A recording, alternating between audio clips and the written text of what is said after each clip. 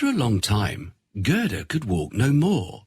She knew that she had to rest her tired little legs before going anywhere, so she settled down under a tree.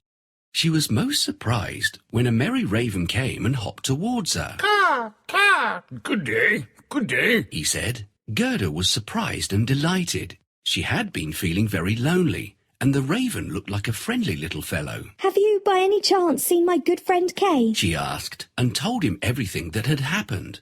She described Kay carefully. The raven closed his eyes and thought about it. "You know what?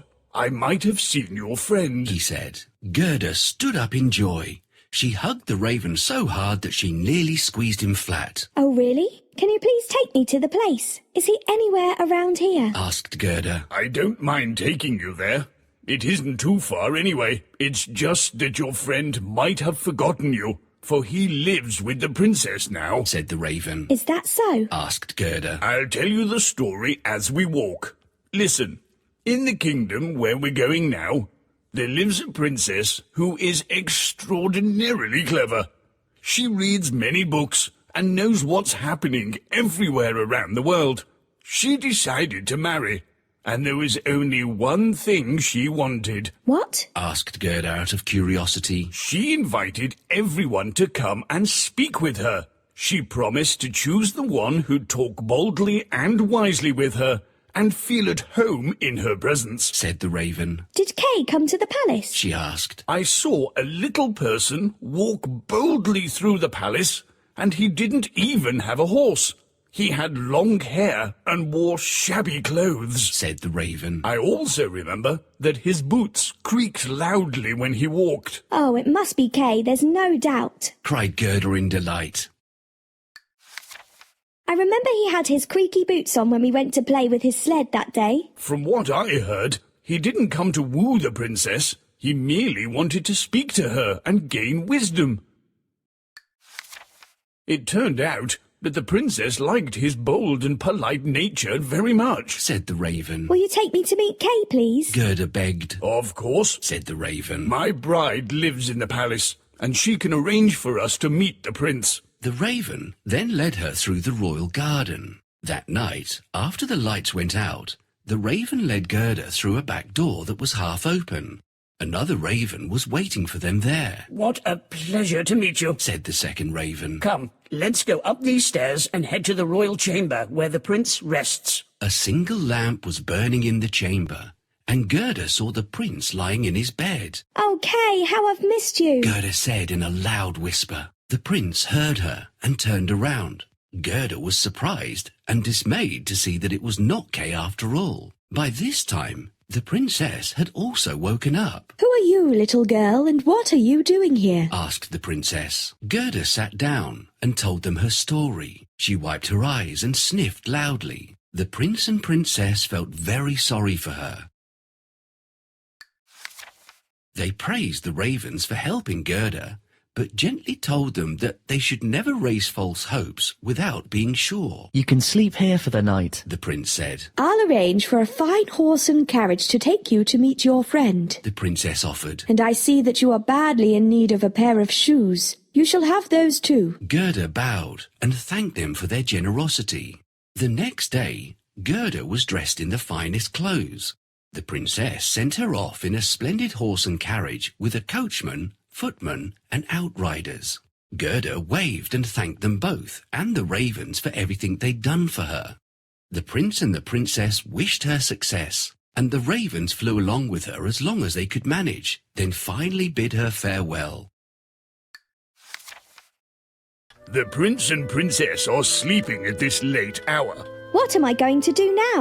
"Well, firstly, you need to ring the bells. Then play the melody that lily flowers love."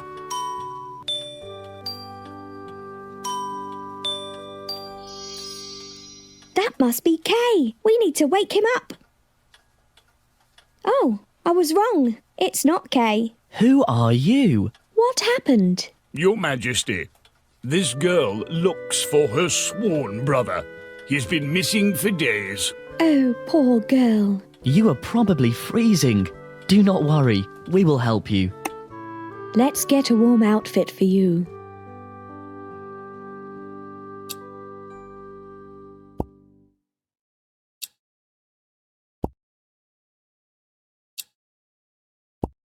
This is just perfect for a long and cold trip.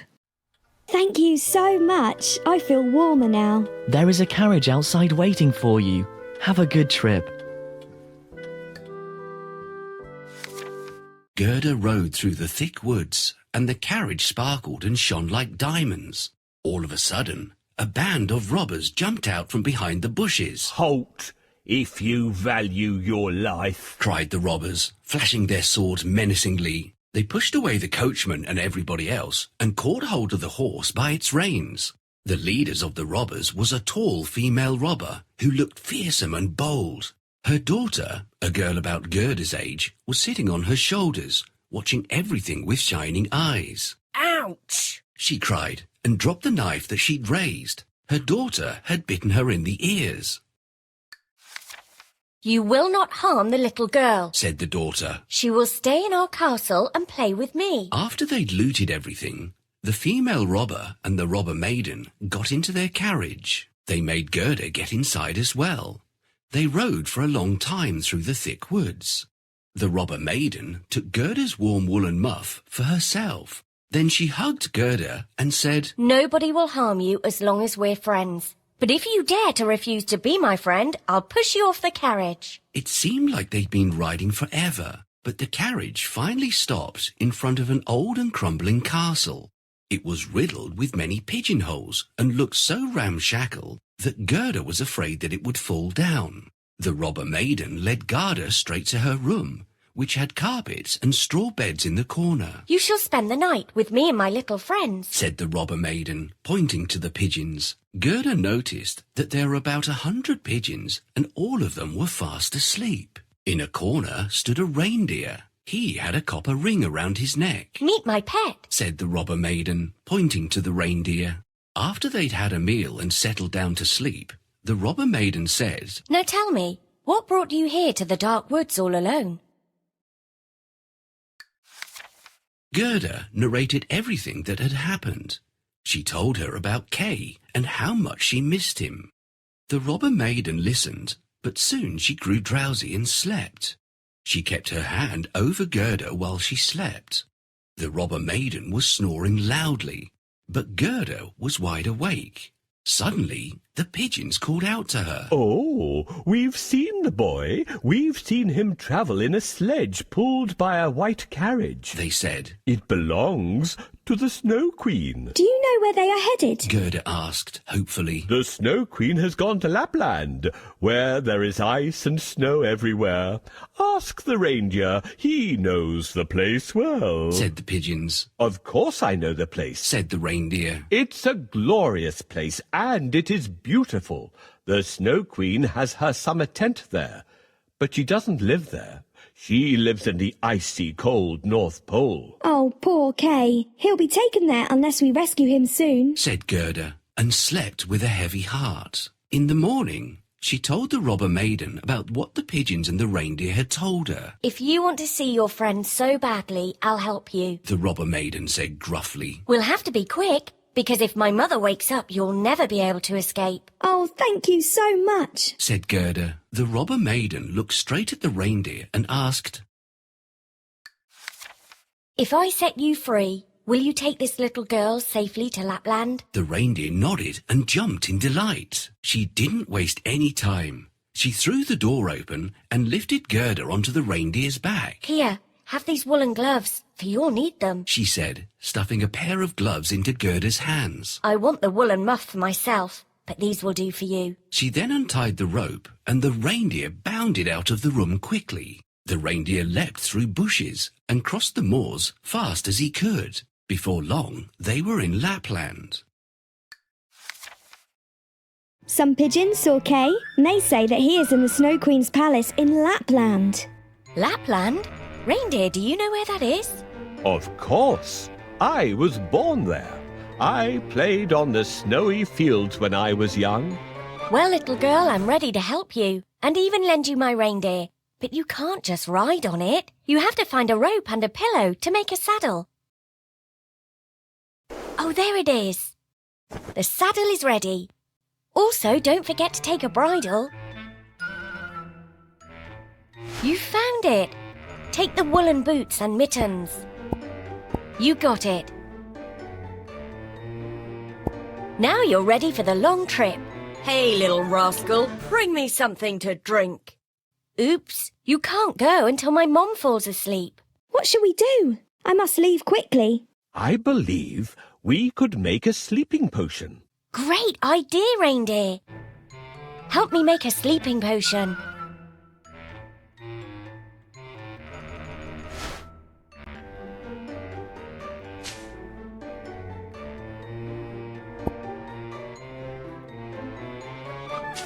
It's almost ready. Let's dilute it.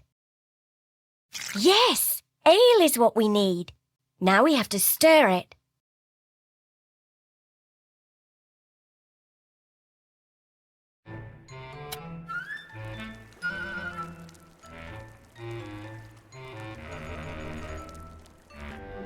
The potion is ready.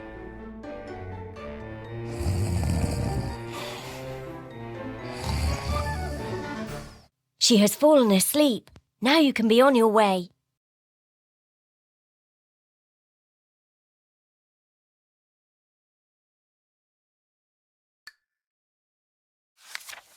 The reindeer ran on and on until he was exhausted and finally stopped before a little house. In that house there lived an old Lapland woman. When she saw how cold and tired they looked, she immediately invited them inside. Why is a little girl riding all by herself on a reindeer? She asked. Gerda was too weak to answer, so the reindeer told her everything. Oh, you poor thing. The Lapland woman said with pity. Didn't you know that the Snow Queen has left for Finland? That's where her country house is, and you have a long way to go. At least another 100 miles. Gerda looked very crestfallen, and the Lapland woman said kindly, Don't fret, little one. My good friend lives in Finland. I'll give you a letter explaining everything, and she will be glad to help you. But first, warm yourself and have something to eat. Gerda warmed herself by the fire and ate well. The Lapland woman wrote something on a dried fish and gave it to her. Then the woman lifted Gerda back onto the reindeer's back and tied her on safely, and the reindeer took off at once. Before long, they were trotting through Finland, and soon they found the friend's house. The house had no door, but a large chimney, so they knocked at the chimney. When the Finland woman opened the door, they were greeted by a blast of heat. It was very warm inside, and Gerda soon had beads of sweat on her forehead. The Finland woman was dressed in light clothes, and she made Gerda remove all her layers as well.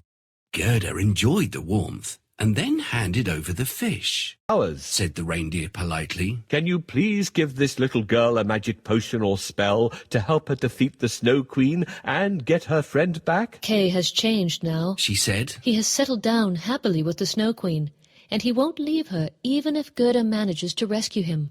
The reason is that he has splinters from an evil mirror in his heart and eye. Gerda has all the powers she needs to defeat the Snow Queen and rescue Kay. If she can't do something by herself, there's very little we can do to help her. The Finland woman told them that they had to hurry.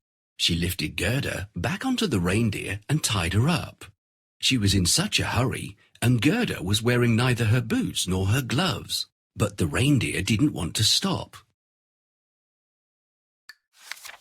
He went galloping so fast that he couldn't turn back and head over to the Finland woman's house to get Gerda's boots and gloves. The reindeer stopped only when he reached a bush with red berries. There, he set Gerda down, and she sped straight towards the Snow Queen's palace. She ran as fast as her legs could carry her. She saw a regiment of snowflakes approaching her from a distance.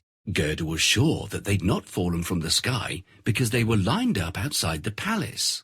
The snowflakes came in different terrifying shapes. Some looked like bears, while some looked like knotted snakes, and still others looked like large porcupines. Gerda was frightened because the snowflakes were alive and ran towards her to attack. She prayed to God and repeated the Lord's Prayer that she'd been taught. It was so cold that she saw wisps of smoke coming out of her mouth. The smoke grew thicker and thicker and took the form of angels. The angels had spears and shields in their hands, and by the time she'd finished saying the prayer, there was a legion of angels all around her. The angels thrust their spears at the snowflakes. The snowflakes shattered into 1,000 pieces. Gerda walked on bravely. The angels patted her gently on the head, and quite miraculously, Gerda found the cold much more bearable. Hello, travellers. What brings you here? This girl is looking for her brother. The Snow Queen took him to her palace. We need to find that palace. Oh, then you need to get to Finnmark. I'll give you the message that you can take to the Finland woman. She lives around that part of town. She will tell you to reach your destination. But what can I use to write the message? I don't have any paper. Excellent. This is what I need. While I'm writing the message, can you help me cook this fish?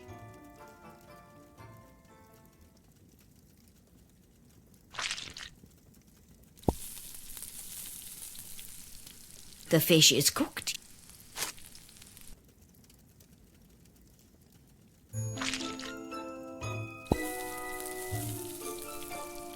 The fish is cooked.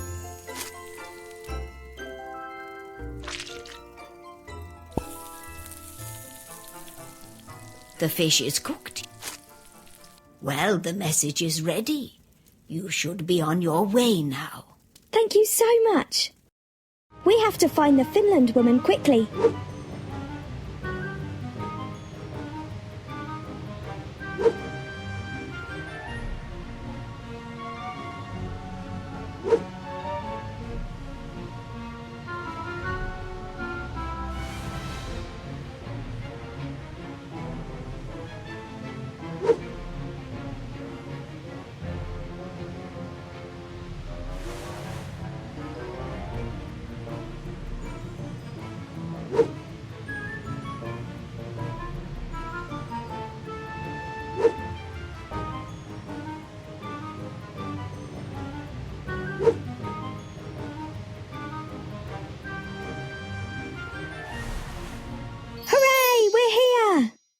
The Lapland woman said that we should give you this message. Well, let me see the message. All right, I think I know what to do. If you want to rescue Kay, what you need to do is remove the broken pieces of glass from his heart and eyes. Otherwise, he won't remember you. You are a very wise woman. Could you please give a magic potion or spell to this little girl to help her defeat the Snow Queen? She already has a great power. She traveled halfway around the world. People and animals are eager to help her. Her greatest power is her big, kind heart. This power alone can rescue Kay. There is no need for any other spell or potion. All right, but what should we do next? Go to the Snow Queen's garden right away. There's no time to lose. It's not far from here. Ride directly to the north. All right. Thank you very much. Gerda sped to the palace. She stared in awe at the Snow Queen's palace because the walls were made of driving snow.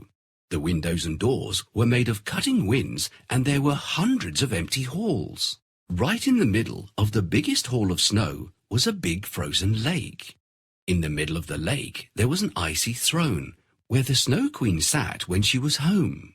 But thankfully, the Snow Queen had gone off to warm lands to look down into the mouths of two volcanoes, Mount Vesuvius and Mount Etna. Gerda was overjoyed to see Kay. He was sitting on the ground playing with some slabs of ice. Kay looked nearly blue and black with the cold, and he was still in his ragged clothes, but he didn't seem to feel the cold winds or the icy chillness. When the Snow Queen kissed him, she'd taken away all the feeling of cold from his body. He was trying to arrange the ice in different ways to make all sorts of figures with those slabs. Sometimes he found figures that represented a word, but he had not succeeded in finding the words he was desperately looking for.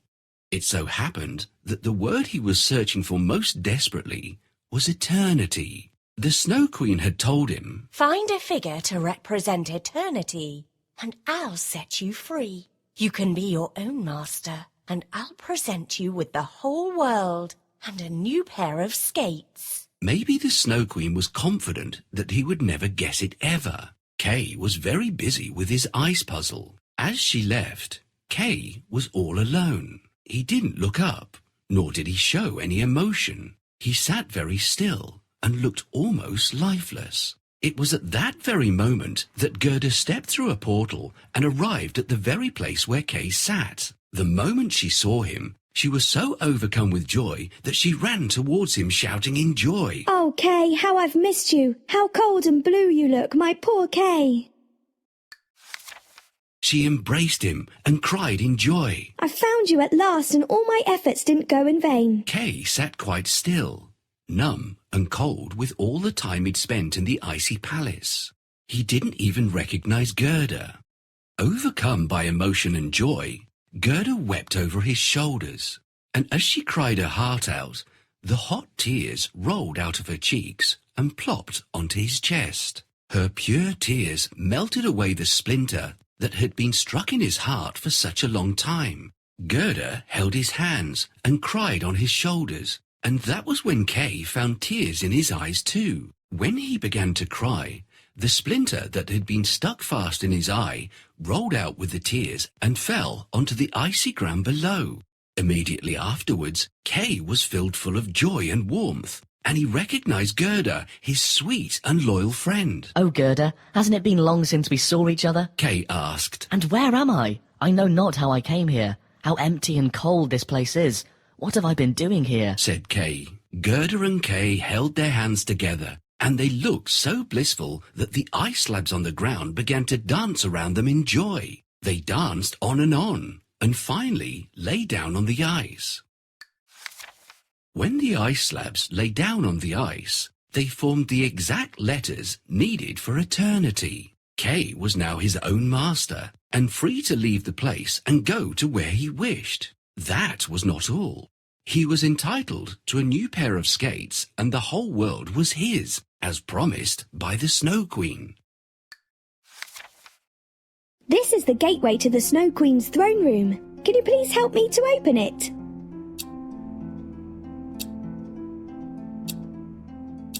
"Thank you. Now I need to hide somewhere." Well, boy, did you manage to assemble the symbol of eternity? No matter how hard I try, I can't do it. Well, if you're able to do it, I'll give you the whole world and a new pair of skates. I'll be leaving you for now and fly to warmer places. All right. "My dear Kay, I finally found you." "He doesn't recognize me. What should I do so that he can remember me?" "Unfortunately, flowers don't grow here." "Oh no, I left the book at home." "Great! I think I could sing him my song.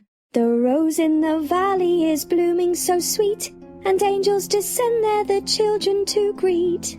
Gerda, my dear Gerda, where have you been all this time? "Oh, it doesn't matter. We are together again. That's what matters. Now we can go back home." Oh no, I'm locked inside here. To get out, I need to solve the Snow Queen's puzzle. Can you help us? We need to put together the symbol of eternity.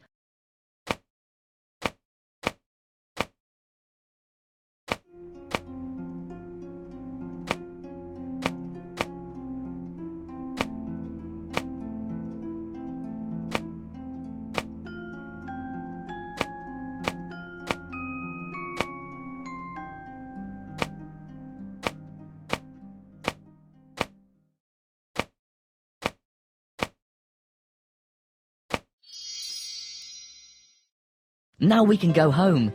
Okay, but first I have to help these animals. Of course, we need to unfreeze them.